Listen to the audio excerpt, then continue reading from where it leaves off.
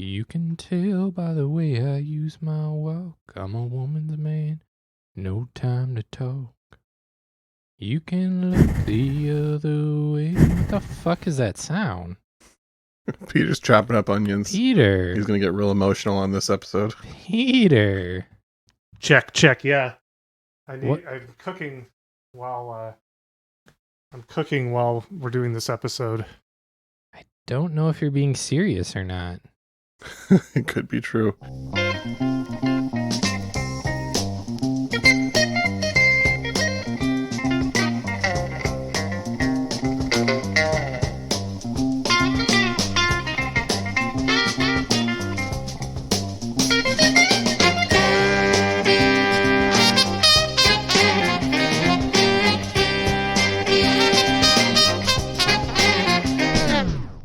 Welcome to I'd Buy That for $1, a podcast about inexpensive, common, and underappreciated records that are waiting to be rediscovered. I'm your co-host, Sean Hartman, professional podcaster. Oh, yeah, that checks out. I'm co-host Jeremy Ruggles, Morel Mushroom Secret Spot Interrogation Technician. So you're not actually finding them yourself, you're just like interrogating and getting the info from others? Yeah, it's a lot less work. And honestly, like, this is a phrase I go to when I'm, mid-torment. I say, really, it torments me more not knowing where they are. That's fair. Well, thanks for the life hack, buddy. Do we have any other co-hosts in the building? Yes, I am Peter Cook, and I am giving Lydia Davis a run for her money in the flash fiction genre. What you just heard me say is my latest short story. Well, thanks for blessing us with that content. I hesitate to call it premium, but it's content. Can't wait to Google that so I know what you mean. I'm not saying that my stories are superior to hers, but they're definitely shorter. Well, it's got to count for something. Do you guys want to talk about a record, some music? That's why we came here, bud. Cool. Well, I brought a record if we want to listen to maybe the first track on it. Let's listen to the first track on it. Okay. If you insist. Do you want to know what record it is, or? I already really know, but I'll pretend I don't know for our listeners' sake. Okay. No, Sean, what album is it? Well, Jeremy and all of our wonderful listeners around the world, this record is called House of Sleeping Beauties by Lucia Hwong. And we're just going to play side A, track 1, part 1, right now. This is Tibet Suite, part 1, In the Dream.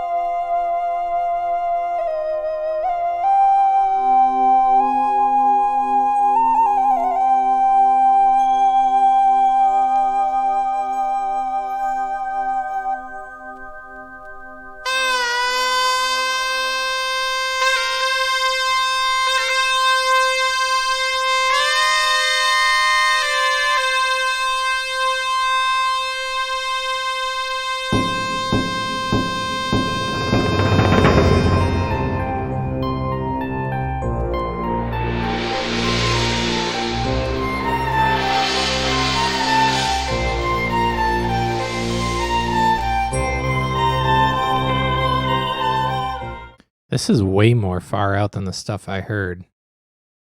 I guess the stuff that I heard prior to this, because I found it difficult to find tracks for this online. Same. Thanks, Sean.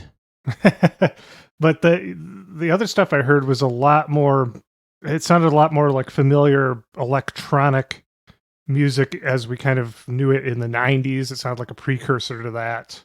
This was a little more of a journey into the unknown. Yeah, this is one of those rare episodes where we're getting a like honest first time reaction from both of you, because yeah, it's very hard to find much content from this record in the digital world. There's a couple YouTube videos you can find, probably easiest through the Discogs page for this, but it's not on Spotify and most of the tracks are not available. And yeah, you guys both heard some of her later 90s music, which has some similar elements to this record, but this one has a much stronger cinematic modern classical feel to it, in my opinion. Yeah, I found it more challenging in a good way for me personally, though her music after this was really enjoyable in a different way. Definitely. Yeah, this is 1985. 1985 indeed. This is Lucia's first album and came out on the Private Music label. It's one of the first releases on that label. Yeah, I can give you guys a little bit of info on Lucia if we want to just dive right into this bio real quick. Lay it on me. All right. Lucia Hwong was born in Hawaii and raised in LA. She comes from a very talented and prolific family of artists. Her grandmother was a grande dame of the Chinese opera. And You nervous, Sean? grandmother... You nervous? I was trying to give you an opportunity to say something, then you didn't. So then I had to keep going back in. Do you have any questions for me right now, Jeremy? Yeah, what's a grande dame of the opera? I don't know. I do know that I'm pronouncing it correctly, though. So if anyone is curious what that title actually means, feel free to look it up, because I did not. One of the things I did not look up, Jeremy told me he was going to call me on it, and here we are. I also didn't look it up, though. I just planned on calling him out on it. It's not like you're better than me or anything. No. I also could not find anywhere what her grandmother's name was. A lot of places kept citing that she was a grande dame, which I hope means a lot. It seems like a notable title to have been given, and to have that be like your only available bio, like more so than your name even. I assume it's a really important title. Are you sure that when someone becomes a grande dame, they no longer possess a name? They're just a grande dame. Oh, Ooh, it could be. I like that. Mere conjecture. Let's say that's what it is. Yeah. Okay. I saw in an interview, Lucia has a memory of when she was 6 and starting to learn to play instruments. Her grandmother was listening to her sing and basically told her, that's not for you. Stick to instruments. Which, aside from that, she did seem to be a very big influence and inspiration to her, and encouraged her to continue to, gather knowledge and increase her skills and use that to open doors for her, which is what seems to have happened. Her mother is also famous. She has a name that I could find. Her mother is actress and singer Lisa Liu, who's notable for acting in the films The Last Emperor, The Joy Luck Club, Crazy Rich Asians, and many more. And as a singer, her mother worked hard to popularize Chinese opera in America. Interesting. So that's Lucia's background, and she majored and graduated cum laude in ethnomusicology at UCLA, where she studied from 1978 to 1982.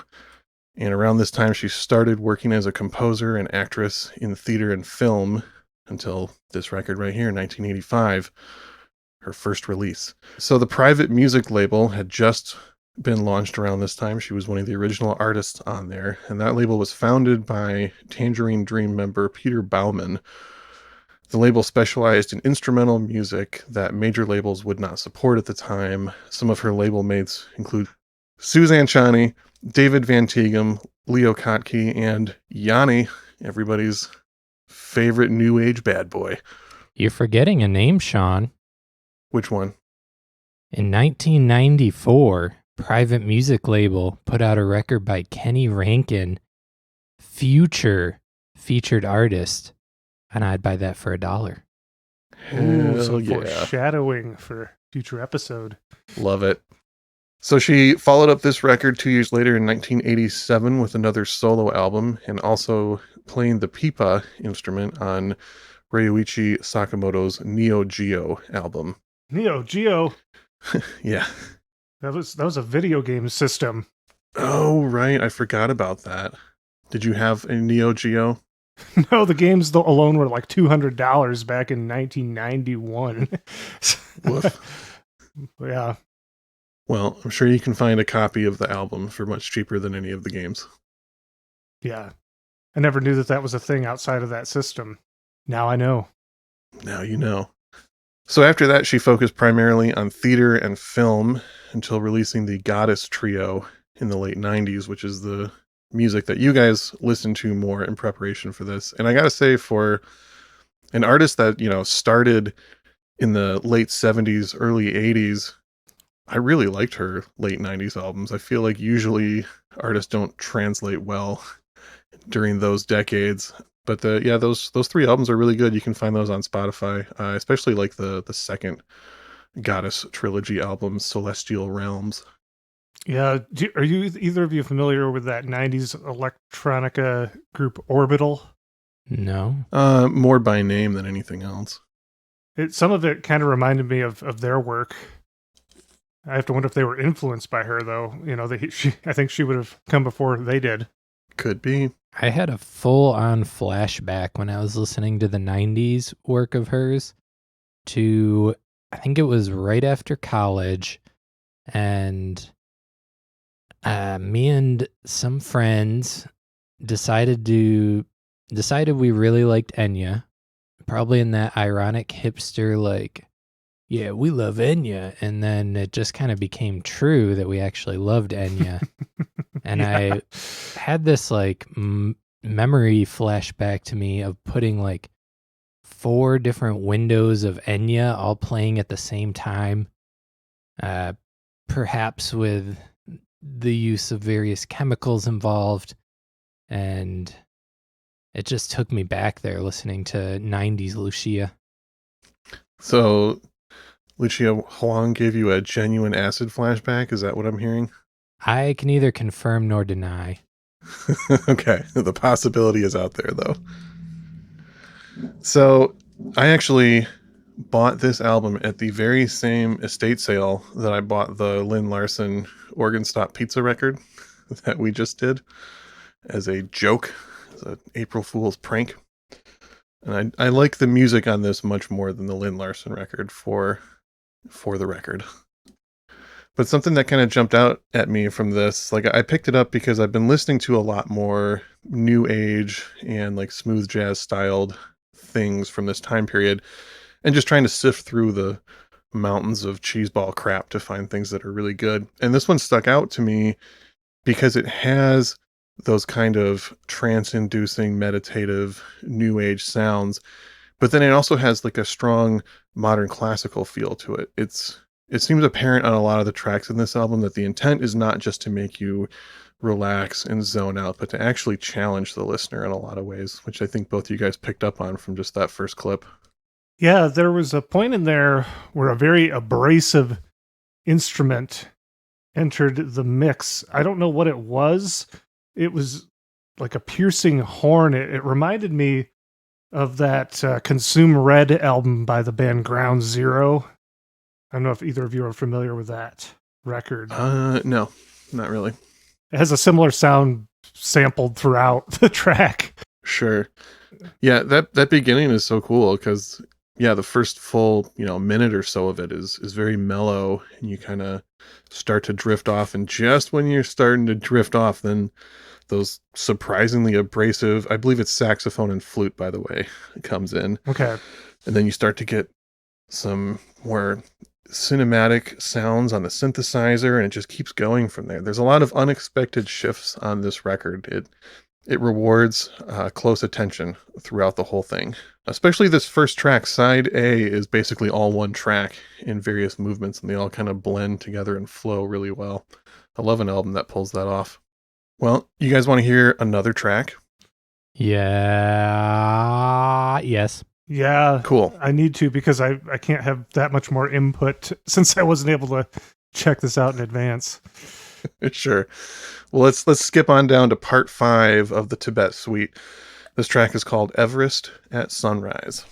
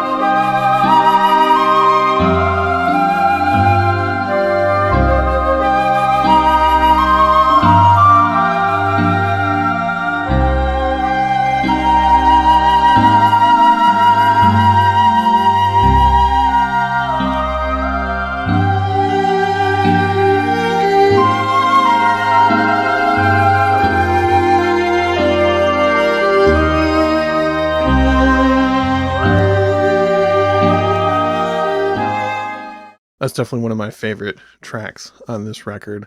I feel like that's a perfect example of the fusion elements that Lucia was going for on this record. You can obviously hear a lot of the influence of Chinese and other Asian country music going on there, but then there's also a lot of modern sounds mixed in. And also, you kind of forget that there's a synthesizer blending with these ancient traditional instruments, and it works surprisingly well at times. You know what band I'm reminded of a little bit? No. What's that? Ghost. The Japanese band Ghost. The Hypnotic Underworld album. In particular, some of the sounds on there. Makes sense. Shout out to Drag City Records. Masaki Bato. Mm-hmm. Didn't you book Masaki Bato? I did. I was going to say that was one of the more fun shows I ever got to book in Kalamazoo. Yeah. Great show. So the other thing that was interesting to me about that track is after, learning about her family background with the strong ties to the Chinese opera, I think it makes those tracks make a lot more sense. You can definitely hear that influence in what's going on there. And it's a really cool effect, I think. Yeah, a lot of people blend genres, but she picked some very uncommon genres to blend, and it made a very unique mix, I would say. Definitely. Not to mention, she basically majored in being able to blend genres with that ethnomusicology degree. She spent a lot of time really studying all these different kinds of musical instruments and influences and tradition, and was able to approach, making this album and creating these fusions with a level of control and depth that I feel like not many other musicians could have pulled off as well as she did. Yeah, and you mentioned that she has done a lot of work in film scoring as well. Yeah, she's honestly done much more work in composing music for theater and film than she has in album format.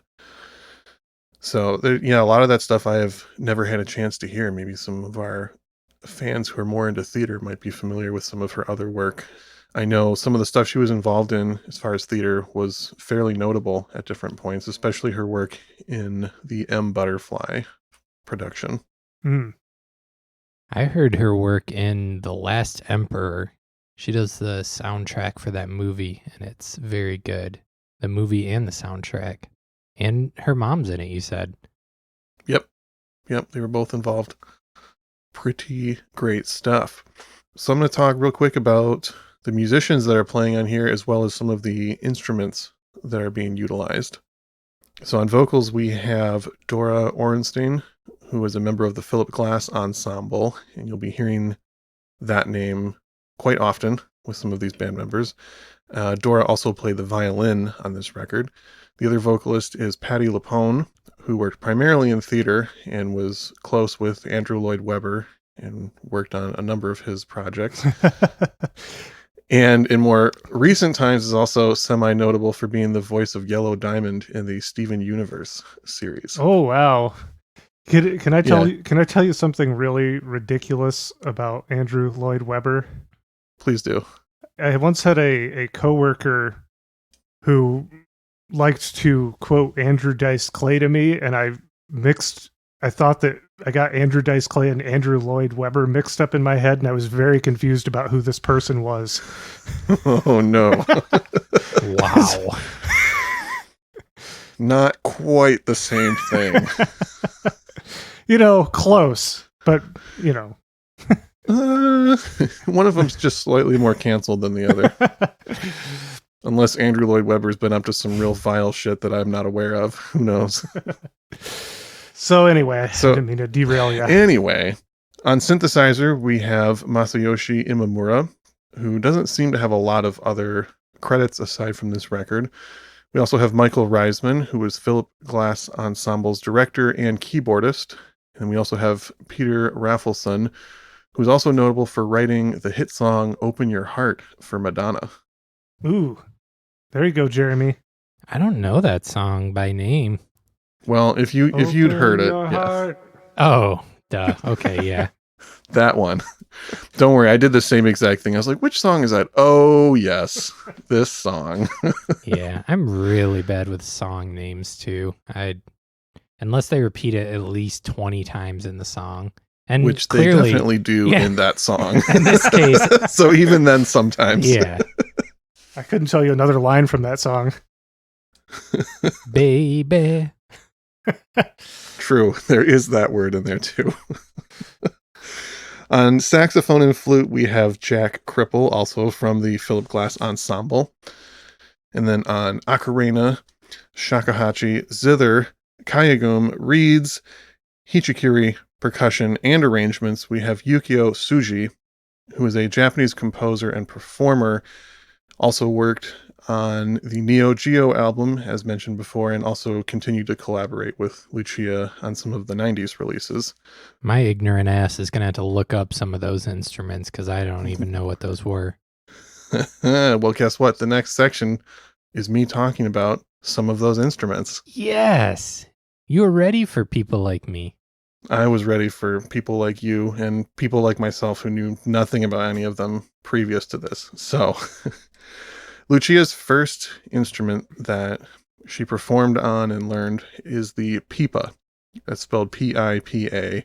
It's an ancient Chinese 4-stringed plucked lute that has a pear shape, and the use of it dates back almost 2,000 years. It's one of the more notable folk instruments in Chinese musical culture. And then the gayagum, which I think I kind of slightly mispronounced that before, but it's okay. That is a 12-string traditional Korean plucked zither. It's a very long instrument with a flat board and raised strings. It's played seated with one end resting on your lap and the other side resting on the ground. And the right hand plucks the strings and the left hand controls the vibrato by pushing up and down on the strings on the other side of the bridge. It's a really interesting instrument. And the Hichikiri is a Japanese double-reeded flute. It is a sacred instrument used in Shinto ceremonies, especially weddings, and was used for the imperial court music that was influenced by the Chinese Tang dynasty of the 7th century. Tong. Apparently, Tang? Okay. I looked that one up, and some people were pronouncing it Tang, but anyway. Apparently, at that point, the Japanese imperial court music was highly influenced by the Chinese music happening at the same point. So it was an interesting connection of the kind of specifically using instruments that were already blending these different Asian country influences together. I thought that was kind of an interesting touch and choice for this record. Well, you guys want to dive back into another track? Maybe something on side B? Yeah, flip that over. All right, we're going to flip it over. Side B, track 1, Virgin Dance.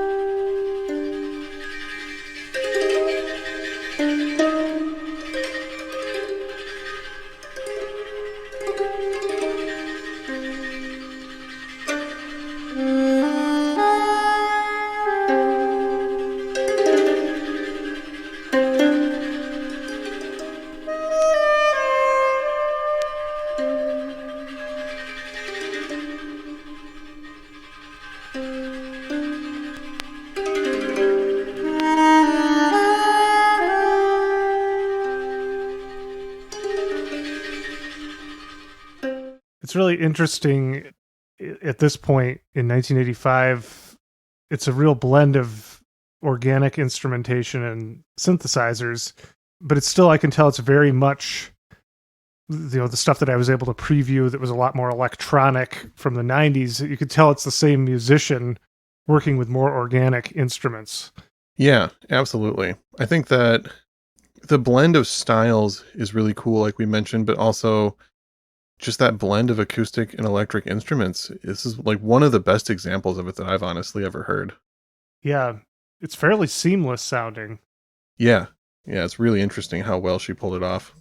So in mentioning the musicians on this record, I must also note that Lucia is playing basically just about all the instruments mentioned as well. The different musicians are playing different parts, and I'm not entirely sure which parts are performed by her or just arranged by her, but she was very hands-on in leading the direction and playing all over this record and on her other releases as well. And they do get more electronic as they go, right? It goes up and down. There's some tracks on here that are a little bit more upbeat and intense sounding and are very electronic with like heavier synthesizers and some drum beats. And then there's parts that are a lot more mellow at times. Well, I guess I meant more in just her trajectory throughout her career. Oh yeah, the later stuff does continue to get more electronic and more meditative and definitely more new age sounding as she goes on. Yeah, to the point that there's a whole on one of the albums, it's like a whole self-healing, what would you call that? It's like her voice. I think it's her. I assume it's her. Yeah, it's like a guided meditation. That's the third volume of the Goddess trilogy, Mystical Visions. Yeah. That one eventually came on when I was listening to her stuff, and I was like, "Whoa, I'm somewhere else now." Exactly.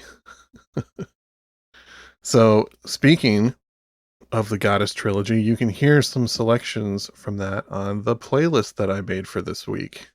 Ooh, do tell us about it. Yeah, what else would go on this playlist? That's a strange. Sure. I was a little bit challenged at first to figure out how I wanted to arrange this playlist. And then I kind of looked at it from a few different angles. So I put some tracks on there that complement the more cinematic, modern classical feel. There's a Philip Glass track on there from the Koyaanisqatsi soundtrack. There's a Ryuichi Sakamoto track we mentioned. I also put a Steve Reich track on there, who's not quite a dollar bin artist, I wish. but for that kind of music, you can find him cheaper than a lot of his contemporaries. So keep an eye out. You never know when some cool modern classical stuff is going to be sandwiched in between some much less valuable and older classical music. Terry Riley, probably also. Yeah, definitely. Yeah. And then I also put a handful of her label mates from the private music label, Suzanne Chani, who we mentioned. Jerry Goodman and Leo Kotke are on here. And I put a handful of other more synthesizer-based new age musicians. Emerald Webb is on there. Another artist named Suzanne Doucet, or Doucette, depending on which way she wants to pronounce it. I'm not sure. There's a Vangelis track on there and an Enya track at Jeremy's suggestion. Thank you. And I also put 3 I'd buy that for $1 alumni artists: Stephen Halpern, Synergy, and Martin Denny. Ooh, all good choices. Yeah, and in going back to the Martin Denny thing, we've been talking a lot about artists that are taking influence from some of these Eastern styles of music and different Asian countries, and then kind of, I don't know, bastardizing it in some ways. Whereas this approach is, I think, fundamentally different and very interesting in that she's, honoring her family tradition in a lot of this music that she's blending, but also looking to the future, or at least the future as it seemed in 1985, and blending together these different influences and experiences that she has. And I think the result is wonderful. I'm sold. Oh, agreed. As someone who takes organic guitars and drums and often thinks, I'm going to put some synthesizer to this, and I got these like ideas in my head, and then I go to do it and it sounds dumb. The ability to blend electronic and organic sounds is not easy. That's like a true arranging talent. Agreed. We've mentioned Philip Glass a few times. Definitely one of the most notable modern composers. He wrote the liner notes for this record, and I'm just going to read his paragraph quote real quick, if y'all don't mind. Go right ahead. I've been waiting to have Philip Glass speak on this show. So in 1985, Philip Glass wrote this about Lucia Hwong and this record. He said, "I believe that today a young generation of composer has begun to appear, and the thing which distinguishes them from other composers, and which is particularly impressive to me, is that they represent in their person a dual tradition. With these composers, I think we have the possibility, perhaps really for the first time, of something quite new. Not a borrowing from one tradition, but a real blending of Eastern and Western music.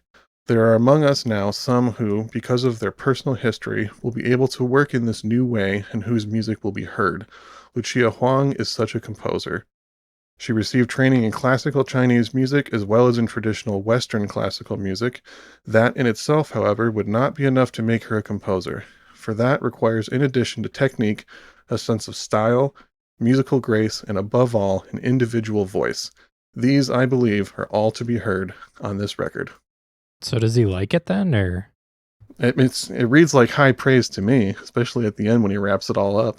Yeah, it's a joke, Sean. I mean, the impression I get there is, yeah, like he's saying, like, this is not easy to do, and she's doing a really great job, guys. Sean, I'll teach you what a joke is one day. You're just too deadpan. I'm sorry. I'm in education mode. There's no stupid questions. I'm here to answer them all. Aw. If you just raised your hand before speaking, Jeremy, then he might have taken it differently. Mm-hmm. There's rules. We're living in a society, bud. Okay, I'll click the raise hand button on this internet meeting thing next time. We do have that ability. See?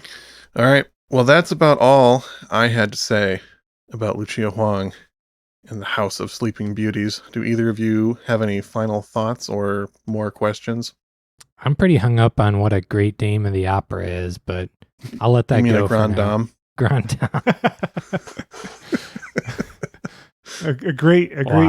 a great Dane of the opera. Yeah, that's just a dog that for some reason snuck into the opera house. I don't think I have any further questions. I'm really glad that you brought this artist to both my and our listeners' attention. Yeah, maybe make a rip and send it to us so we can actually hear the whole album, Sean. All right, we'll do. Well, the next 2 copies I find out in the bins will be sent directly to your houses. Aw. There's a good question. Where in a record store would you typically find this filed? Would it all depend on the store? It would depend on the store. That's what's fun about getting into new age music is you never know if a store is going to even have a new age section or if they're going to toss it in the classical section or if it's just going to be in rock and pop or jazz or maybe just a vague world music section. All those kind of forgotten catch-all bins in the corner of the record store can have some of the coolest surprises and some of the best underappreciated gems. So dig in and find this and so much more. There's a world waiting for you. Exactly. All right. Well, here's a reminder to our listeners that we do have a Patreon, patreon.com/IBuyThatPodcast, with different tiers that you can support us and receive bonus content in return. So go ahead and check that out, patreon.com/IBuyThatPodcast. What are we going to leave the people with this week, Sean?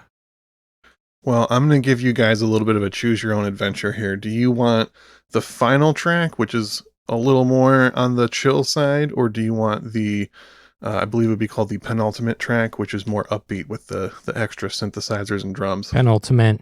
I'm thinking penultimate too.